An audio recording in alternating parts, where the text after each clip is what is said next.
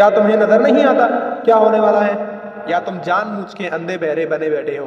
یاد رکھو، آج ان کے ساتھ جو کچھ ہو رہا ہے کل تمہارے ساتھ بھی ہوگا، لیکن ابھی تم کو کیا، تم پر ابھی کوئی بلا نہیں آئی۔ تم کو تو وقت پر سحری افطار مل رہی ہے، تم کو تو وقت پر سجدے کرنے دیے جا رہے ہیں، لیکن کب تک؟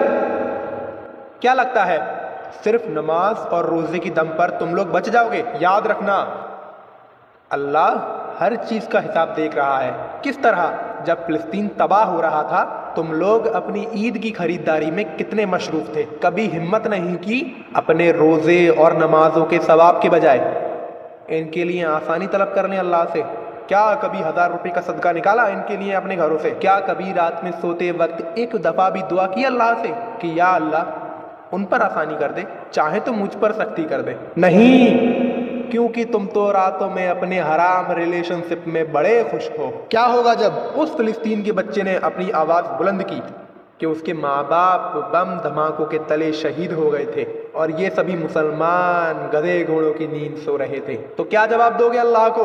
کس طرح چہرہ دکھاؤ گے اپنا رسول اللہ کو؟ جب سب کچھ دیکھنے کے بعد بھی اپنی زبان پر تالا لگائے ہوئے تھے تو کیا جواب دو گے اس وقت؟ یہ کہو گے اللہ سے کہ اللہ ہم مجبور تھے، ہم تجھ سے دعا کر رہے تھے؟ خبردار، اپنی بزدلی کو دعا کے پاک چادر میں چھپانے کی کوشش بھی نہ کرنا، کیونکہ وہ اللہ ہے، ہر چیز کا علم ہے اس کو۔ ہاں چلو مانا فلسطین جانا تمہارا ممکن نہیں، پر یہاں کیا، ہندوستان میں تمہاری آنکھوں کے سامنے ہی مفتی سلمان اظہری کو جیل میں ڈال دیا گیا۔ کیا کر لیا تھا تم نے اس وقت؟ ہلدوانی میں کتنے ہی مسلمانوں کو قتل کر دیا گیا، کوئی حساب ہے تم پر؟ آئے دن مسجدوں کو توڑنے کی باتیں ہوتی ہیں، مدرسوں کو توڑنے کی باتیں ہوتی ہیں، وہ بھی بڑے منچوں پر۔ کچھ کیا تم نے؟ بھولو مت اپنی پہچان، صرف دعاؤں کے دم پر ہی جنگیں فتح کی جاتی تو وہ 313,000 کے سامنے جا کر کھڑے نہ ہو جاتے۔ کیسے لڑو گے دجال سے؟ کس طرح شامل ہوگے لشکر مہدی میں جب تم ان کا ہی سامنا نہیں کر پا رہے؟ یاد رکھنا، امام مہدی عرب کے مشرق سے آئیں گے، اور عرب کے مشرق میں کون کون سے ملک ہیں یہ بتانے کی ضرورت نہیں ہے مجھے۔ سخت کر لو اپنے دلوں کو، کیونکہ تمہارا اور تمہاری اولادوں کا ایک ایسی جنگ انتظار کر رہی ہے جس کا راستہ سیدھا جنت سے جڑا ہوا ہے۔ اپنے حق کو حاصل کرنے کے لیے تو مسلمانوں نے روم اور فارس کو بھی فتح کر لیا تھا، آج کا تو وہ دور نہیں ہے۔ آج کا مسلمان مرد تو حرام کی طلب کر رہا ہے۔ آخر کیوں؟ کیا قرآن تم کو سمجھ نہیں آتا؟ کیا قرآن غلط بیانی کرتا ہے؟ نہیں، بلکہ تم خود کو زبردستی جہنم میں ڈھکیل رہے ہو۔ دیکھنا، تمہاری یہ غفلت تم کو اتنا بزدل بنا دے گی کہ تم اپنی ماں، بہن، بیوی، بیٹیوں کی حفاظت نہیں کر سکو گے، اور یہی تو ہے عذاب۔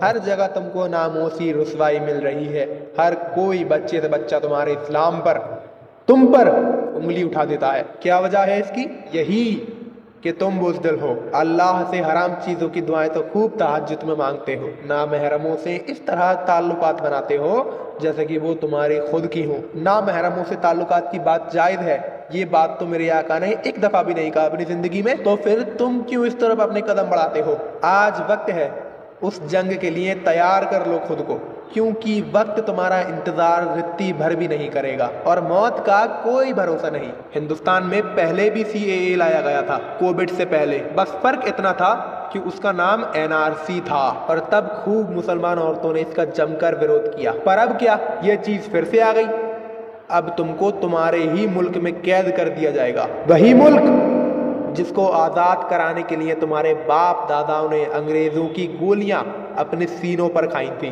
ہنستے ہنستے کالا پانی کی سزا سہی تھی۔ یاد رکھنا، کسی بھی کافر سے 1000 گنا زیادہ حق ہے تمہارا اس ملک پر، کیونکہ ہم سب کا باپ آدم جنت سے اسی زمین پر اتارا گیا تھا۔ ہمارے خواجہ معین الدین چشتی این کافروں کے بیچ آ کر اسلام کی دعوت دے رہے تھے، صرف اللہ پر ایمان کی بدولت۔ تو کیا اب بھی تم اپنے باپ آدم کے ملک کو اسی طرح فرقہ فرقہ ہو کر تباہ ہوتے ہوئے دیکھو گے؟ کہہ دو اپنی ماں سے، کیا پتا کون سا سجدہ میرا آخری ہو۔ اسلام کو بلند کرنے کے لیے میرا میدان میں اترنا ضروری ہے، کیونکہ مائیں ہی اکثر اپنی اولاد کو برگلا دیتی ہیں۔ میرا لال، میرا سپوت، یہ تمہارا لال جہنم میں کام نہیں آئے گا۔ سوال ہے میرا تم سے یہ، کیا تمہارا یہ لال مولائے کائنات کے لال امام حسین سے زیادہ عزیز ہے، کہ اس 6 ماہ کے بچے اصغر سے زیادہ عزیز ہے؟ جس کی گردن پر تیر مار کر اس کو شہید کر دیا گیا؟ کیا وہ نبی جو راتوں میں جاگ کر اللہ کی بارگاہ میں دعا کرتے تھے کہ اللہ میری امت کو میرے حوالے کر دے، اس سے زیادہ عزیز ہے؟ اگر ہاں تو یاد رکھو اس بات کو کہ موت کا کوئی بھروسہ نہیں ہے۔ جسے تم تلواروں سے بچانا چاہتی ہو اسے صرف ایک چھینک ہی ختم کر سکتی ہے، اور جو لڑنا جانتے ہیں مردوں کی طرح تو یاد کر لو حضرت خالد بن ولید، جنہوں نے اپنے وقت کی سپر پاور روم کو شکست دی، جنہوں نے جنگوں کے دوران کئی تلواروں کو توڑا، جن کو میرے آقا نے سیف اللہ کا لقب دیا، اسی حضرت خالد بن ولید نے اپنی آخری سانسیں اپنے ہی گھر کے بستر پر بھری تھی، نہ کہ جنگ کے میدان میں۔ جس کو اللہ بچانا چاہے اس کا تو آگ بھی کچھ نہیں بگاڑ سکتی۔ کیا تم حضرت ابراہیم کو بھول گئے؟ کس طرح اللہ نے ان پر آگ کو ٹھنڈا کر دیا تھا؟ تو تم کیوں ڈرتے ہو؟ اپنی آوازیں بلند کرو، ڈرتے کس سے ہو؟ گھر توڑ دیا جائے گا، جیل ڈال دیے جاؤ گے، بھولو مت وہ گھر بھی اللہ کا ہی دیا ہوا تھا، جو ایک بار دے سکتا ہے کیا وہ دوبارہ کسی نہیں نواز سکتا؟ یا تم کو شک ہے اس کی رحمت پر؟ اپنی آوازیں بلند کرو۔ فلسطین اور الاقصی دونوں ہی خطرے میں ہیں، اور ہندوستان کا حال بتانے کی تو مجھے کوئی ضرورت ہی نہیں ہے۔ یاد رکھنا تم کو یہ بات ایک مجاہد بتا رہا ہے، یا تو تم مجھے اپنا ساتھی بنا لو یا تو مجھے بھول جاؤ، جس طرح تم نے اپنی موت کو بلا رکھا ہے۔